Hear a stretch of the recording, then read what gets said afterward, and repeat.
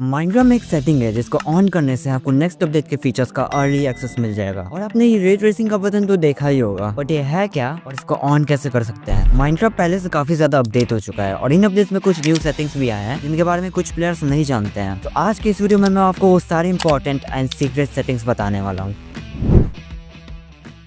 सबसे पहले new world create करते वक्त एक सेटिंग है जो कि आपको एक्सपेरिमेंट वाले टैब में मिलेगा। यहाँ पर ड्रॉप ऑन 2025 करके एक बटन होगा जिसको आपको ऑन कर देना है। इस बटन को ऑन करके माइनक्राफ्ट के जो अपकमिंग फीचर्स है उनको आप यूज कर सकते हो। जैसे अभी के अपकमिंग फीचर्स है new animal variants, new plants, leaves और भी बहुत कुछ। जब भी माइनक्राफ्ट अपना न्यू अपडेट लाता है तो वो एक्सपेरिमेंट वाले टैब में कुछ ऐसा ही बटन दे देता है ताकि प्लेयर टेस्ट कर सके न्यू फीचर्स को। बट ये वाला जो बटन है ये माइनक्राफ्ट के लेटेस्ट वर्जन में ही शो करता है। तो अगर आपके पास लेटेस्ट वर्जन नहीं है तो आप मेरा डिस्कॉर्ड सर्वर ज्वाइन कर सकते हो। नेक्स्ट सेटिंग के लिए आपको थोड़ा ही ऊपर एडवांस वाले टैब में आ जाना है। यहाँ पर आपको सीट के बगल में टेम्पलेट का ऑप्शन मिलेगा। बेसिकली आप इसमें जाके सिलेक्ट कर सकते हो कि आप कौन से बायोम या स्ट्रक्चर में स्पॉन होना चाहते हो और उस हिसाब से आपको सीट मिल जाएगा। नेक्स्ट यहाँ पर शो कोऑर्डिनेट्स के नीचे शो डेज प्लेट का भी बटन दिखेगा आपको, जो कि कुछ टाइम पहले माइनक्राफ्ट में ऐड हुआ है। इसको ऑन करने से आपको टॉप लेफ्ट में दिखेगा कि आपको कितने डेज हो चुके हैं इस वर्ल्ड में। इसके नीचे आपको एक स्लाइड बार दिखेगा जो कि एक और न्यू सेटिंग है। ये उन प्लेयर्स के लिए जो मल्टीप्लेयर खेलते हैं अपने वर्ल्ड में। इस स्लाइड बार के थ्रू आप सेट कर सकते हो कि कितने % प्लेयर्स सोएंगे तब जाके सुबह होगी। फॉर एग्जाम्पल अगर वर्ल्ड में 2 प्लेयर्स है और इसको मैं 50 पर रख दूं तो दोनों में से कोई भी एक सोएगा तो सुबह हो जाएगा। बट वहीं अगर मैं इसको 51 पे रख दूं तो दोनों ही प्लेयर्स को सोना पड़ेगा तभी जाके सुबह होगी। वर्ल्ड में जितने प्लेयर्स है आप उस हिसाब से इसको सेट कर सकते हो। बाय द वे इसके ऊपर एक और सेटिंग दिखेगी बेड वर्क्स करके। अगर आप इसको ऑफ कर दो तो कितने भी प्लेयर्स सो जाए लेकिन सुबह नहीं होगी।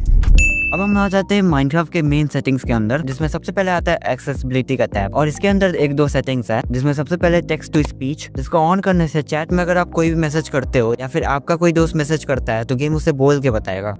Dualelatex 1554 says subscribe to Dualelatex। फिर आपको इसके थोड़ा नीचे ग्लिंट स्ट्रेंथ और ग्लिंट स्पीड का भी स्लाइड बार दिख जाएगा। आप जब भी अपने आर्मर या टूल को इंचान करते होगे तो आपने देखा होगा कि उसमें एक पर्पल कलर की शाइन आ जाती है। अगर आप ग्लिंट स्ट्रेंथ को फुल कर देते हो तो वो शाइन बहुत ज्यादा बढ़ जाएगी। एंड उसी के साथ साथ अगर आप ग्लिंट स्पीड को भी बढ़ा देते हो तो ये और स्पीड में शाइन करेगा। नेक्स्ट आपको टच में आ जाना है। यहाँ पर आपको एक सेटिंग दिखेगी स्पाई ग्लास डंपिंग। वेल इसके थ्रू आप सेट कर सकते हो कि जब भी आप स्पाई ग्लास यूज करो तो वो कितनी तेजी से मूव करेगा, मीन्स उसकी सेंसिटिविटी कितनी होनी चाहिए। अगर आप इसको 0 कर दो तो बहुत फास्ट मूव करेगा एंड वहीं अगर 100 कर दो तो बहुत स्लो मूव करेगा। फिर हमें यहाँ पर एक और न्यू सेटिंग देखने को मिल जाती है जो कि है पिक ब्लॉक। इसको ऑन करने से आपको एक न्यू बटन दिखेगा जिसके थ्रू आप किसी भी ब्लॉक को 1-2 क्लिक में ला सकते हो। अगर आपको कोई ब्लॉक चाहिए तो सबसे पहले आपको उस ब्लॉक की तरफ पॉइंट करना है, फिर बटन को टैप करना है, फिर स्क्रीन पर कहीं पर भी टैप करना है तो आपके हाथ में वो ब्लॉक आ जाएगा। बट हाँ, ये सेटिंग सिर्फ क्रिएटिव में वर्क करता है। टच वाले टैब के जस्ट नीचे जनरल का टैब है जिसमें आपको 2 इंपॉर्टेंट सेटिंग करनी है। सबसे पहले आपको अलाउ मोबाइल डाटा को ऑन कर देना है। फिर आपको ये वाली सेटिंग में जाके ऑन विथ वाईफाई से हटा के ऑन विथ वाईफाई और मोबाइल डाटा को सेट कर देना है। बहुत सारे प्लेयर्स स्टार्टिंग में मल्टीप्लेयर खेलने जाते होंगे अपने फ्रेंड के वर्ल्ड या किसी सर्वर में, तो उनको ये वाला इंटरफेस शो करता होगा जिससे वो खेल नहीं पाते होंगे। बट इन दोनों सेटिंग्स को ऑन करने के बाद आपको कोई भी दिक्कत नहीं आएगी मल्टीप्लेयर खेलने में। वीडियो वाले टैब के अंदर जाके सबसे लास्ट में आपको मिलेगा रे ट्रेसिंग का बटन, जिसको ना आप ऑन कर सकते हो और ना ऑफ कर सकते हो। रे ट्रेसिंग बेसिकली माइनक्राफ्ट के शैडोज और लाइट को काफी ज्यादा रियलिस्टिक बना देता है और ब्लॉक्स में भी रिफ्लेक्शन ला देता है। मींस ओवरऑल गेम काफी रियलिस्टिक हो जाता है। इसको ऑन करने के लिए आपको किसी ब्रांड का टॉप मॉडल चाहिए जैसे सैमसंग का S24 अल्ट्रा या फिर iPhone 14, 15, बिकॉज इन फोन्स का जीपीयू काफी अच्छा होता है। GPU means graphics processing unit, in short graphics card. या फिर आपके पास पीसी है जिसमें RTX का ग्राफिक्स कार्ड है तो उसमें ये ऑन हो सकता है। बट ये लो एंड या मिड एंड डिवाइस में ये ऑन नहीं हो सकता चाहे आप कुछ भी कर लो, बिकॉज उनका जीपीयू उतना अच्छा नहीं होता है। आई होप अब आपको रे ट्रेसिंग के बारे में सब कुछ समझ आ चुका होगा। अब हम चलते हैं क्रिएटर वाले टैब में एंड सबसे टॉप पे आपको दिख जाएगा इनेबल कोऑर्डिनेट का बटन, जिसको ऑन करने से आपके चैट बॉक्स में ऊपर की तरफ आपको कोऑर्डिनेट्स दिखेंगे जिस ब्लॉक पे आप खड़े होंगे। आप या तो इसको कॉपी कर सकते हो या फिर उसके बगल में लोकेशन वाला बटन है, इसको दाबोगे तो डायरेक्ट आपके चैट में ये टाइप हो जाएगा कोऑर्डिनेट एंड आप इसको सेंड कर सकते हो। आपको इनमें से सबसे ज्यादा कौन सा सेटिंग्स शॉकिंग लगा कमेंट में बताना। एंड बाय द वे कुछ सेटिंग्स को ऑन करके आप माइनक्राफ्ट में प्रो नहीं बन सकते। अगर आपको माइनक्राफ्ट में एक्चुअल में प्रो बनना है तो आपको लेटेस्ट टिप्स एंड ट्रिक्स के बारे में जानना होगा जो कि मैंने इस वीडियो में बताया। आप इस वीडियो को क्लिक करके देख सकते हो।